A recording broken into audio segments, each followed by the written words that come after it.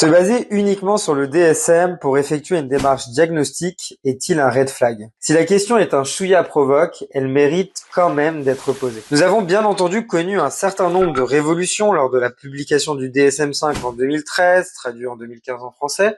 Cette version du DSM introduit pour la première fois au sein de sa classification la notion de trouble du neurodéveloppement. Cette nouvelle nosographie tend vers une approche davantage dimensionnelle, abandonnant peu à peu l'approche catégorielle. En effet, dans les anciennes versions du DSM, le diagnostic d'exclusion était la norme. Ainsi, on ne pouvait pas, par exemple, présenter un TDAH et une déficience intellectuelle. Aujourd'hui, l'approche différentielle est donc permise.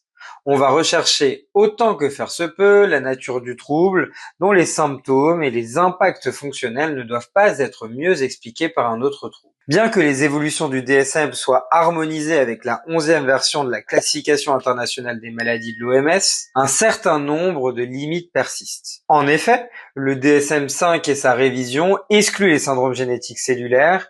Il présente uniquement les TND liés à des variants du génome à l'échelle moléculaire. Mais qu'en est-il de syndromes bien connus comme le syndrome de Down ou le syndrome de l'X fragile? Ils sont bien présents dans la CIM 11 et totalement absents du DSM. Ces personnes, pourtant accompagnées dans les établissements et services d'accompagnement, peuvent présenter des phénotypes bien particuliers, avec des anomalies du développement, comprenant parfois des anomalies structurelles et des particularités mentales qui d'ailleurs dépassent le champ des TND. Centrer son approche diagnostique uniquement sur une seule catégorie nosographique sur les 26 que propose la CIM 11 ne serait-il pas simpliste? Comment favoriser une démarche de diagnostic différentiel méthodique et efficace pour les personnes pour qui on suspecte un TND? Qu'en est-il de la prise en compte des interdépendances dans les domaines du développement? Enfin, utiliser le DSM aujourd'hui ne serait-il pas tomber dans le piège de l'hyperspécialisation médicale, nous invitant à regarder les personnes avec une loupe,